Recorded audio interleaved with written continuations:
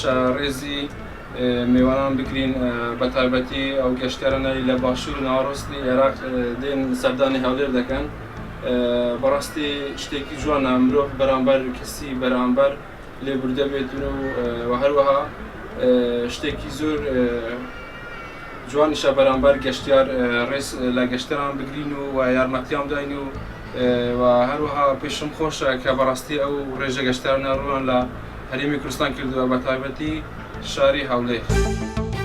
ڕێزگرتنی گەشتیارەکان پێویستە ئێمە ڕێزیان بگرین چ لە مۆڵەکان چ لە شوێنە تایبەتەکان.